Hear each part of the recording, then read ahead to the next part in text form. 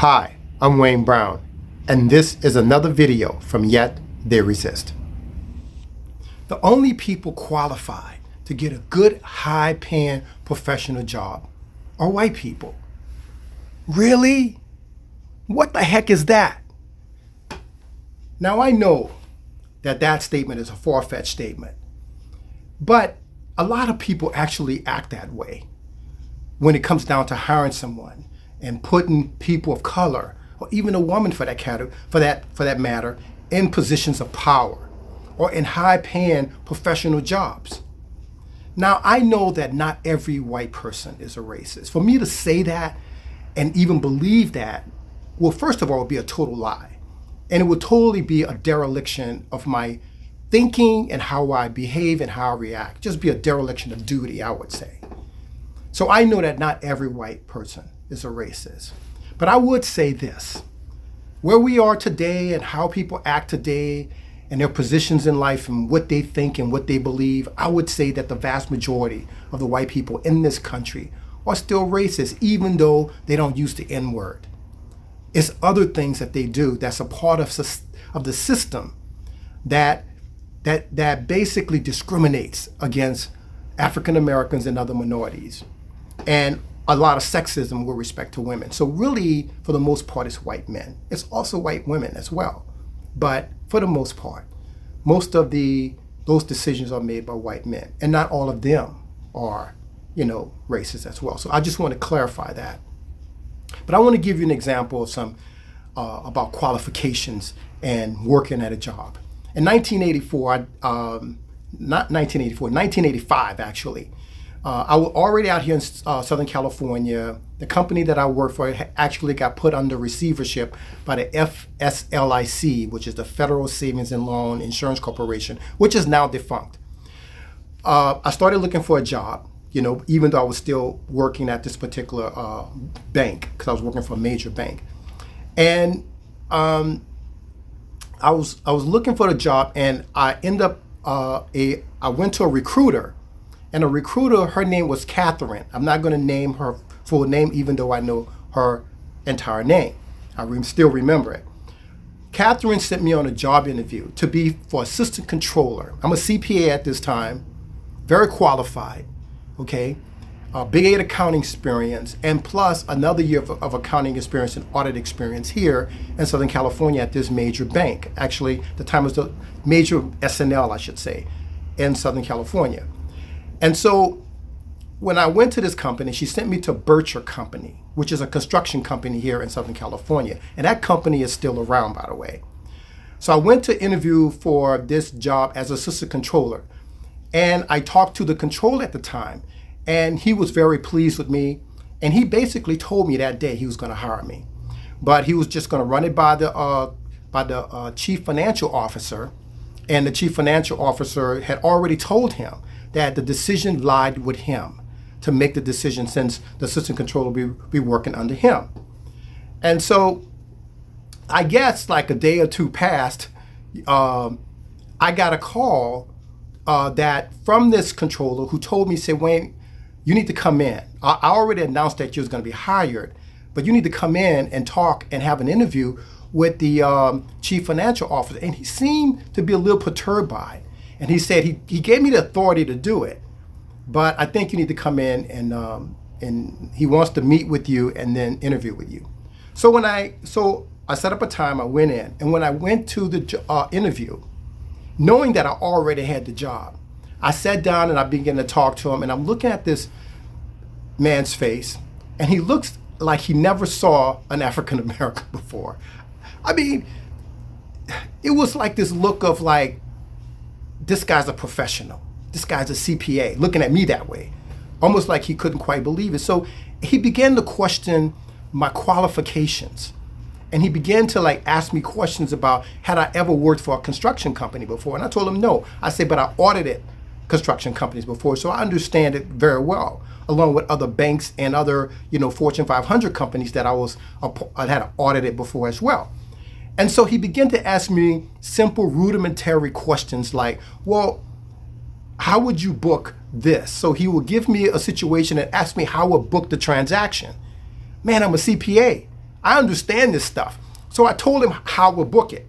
And he just kind of looked, because I knew it was correct. And then he asked me another question, well, how would you book this transaction? And I told him how I would book that transaction. And he was kind of befuddled that I understood this. I mean, really? Really? And I began to sense that he was going to unravel my hiring, okay? And as a result, the interview lasted about 30 minutes as he questioned me about different things that I never really encountered in an interview, especially with somebody with my qualifications, right? And so I ended up leaving the interview, and I got a call later that day telling me I did not have the job. And the controller called me. He was pissed. By the way, the controller is white, but he was pissed to the max. And he was pissed and saying, you know what, Wayne, this is nothing but a bunch of racist ass stuff. I know for a fact the reason he didn't hire you or unhire you was because you're black. And then I got a call the following day from Catherine, who's also white, by the way, who expressed the same sentiments and the same understandings, because I guess she spoke to either the CFO or she spoke to the controller, and more likely she spoke to the controller, and he conveyed the real reasons why I wasn't hired. And then he said, Wayne, he decided to hire this other white guy over you. And the guy has less experience and really less qualified than you. But that's who he wants. And I don't have anything really to say. I mean, I don't have anything really, any control over the situation. That's really what he said. I don't have any control over it. So here's the person that basically, when he saw me, he basically questioned whether or not I was qualified, and therefore unhired me before I can walk in the door, even after the controller had hired me. So I want to get another situation that happened this year during like the whole George Floyd incident. And during this time, actually I'm online and people are making comments. I'm not going to call the guy's name out. I don't really want to do that. But it's very typical of the type of things that I've run across over the years. So just using his example is really just the latest thing that just happened, which happened around June or July of this year, really. And this is August, the end of August of 2020. And what happened was, because they were talking about systemic racism and stuff like this, and this gentleman had the gall, this white gentleman, basically had the gall to say that he was passed over 5 times for a promotion by unqualified minorities and a woman and one younger person. And when he said that, I took that as a direct racist statement. And a lot of times people make statements and they don't even realize what they're saying is a racist statement. It comes not from the mind, but it comes from the heart. It comes from here. And here's what he said. And then of course, another white guy chimed in, and it was on Facebook, and he basically kind of like supported it and kind of like sympathized with this other white guy to say, yeah, that's not right, and so forth. And here's what he would say. First of all, if you're saying that you've been passed over 5 times, man, okay, by unqualified minorities and a woman and a younger person, then my thought is, first of all, maybe, and I'm saying this to a white person, for a white person, maybe you're not as qualified or as good as you think you are. That's number one. That's the first thing that came to my mind. And second of all, here is a guy that's really saying that no minority could ever be more qualified than him. Just by default for being white, he was automatically more qualified than the minorities and also the woman and the younger person. Just by default. This is what he implied. He implied this in his statement by saying that they were all unqualified.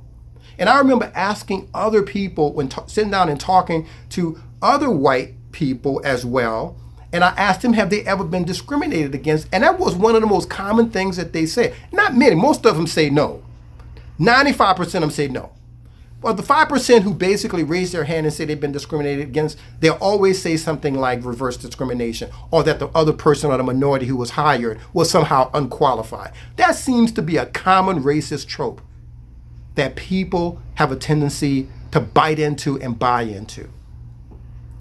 So he was saying all these things only because there were minorities who were promoted over him, and there was a woman and a younger person.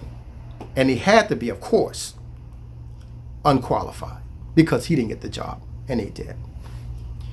Another incident, but this has to do, and this, by the way, this person, I believe, is a Christian, or at least declares himself to be a Christian, right? And this happened at church one time, okay? And I was going out with this young lady, and there was a friend of hers that basically had said, you know what? She's a Christian, right? She says, you know what? God knew that black people were going to be discriminated against. And that's why he gave them this great ability to be great athletes, because he knew they was going to be discriminated against. I looked at her and I just shook my head. I'm like, she doesn't even understand how racist that statement is. So somehow she now has recruited God into her racist thinking.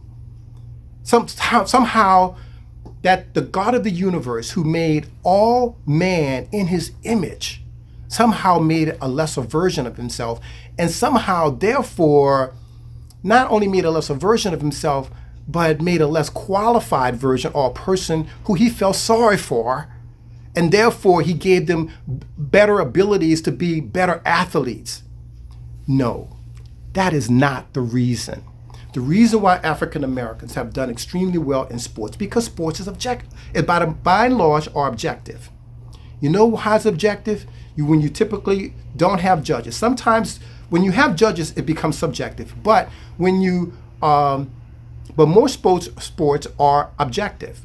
And here's the reason why I believe that African Americans do it very well. Because first of all, everybody has to play by the same rules.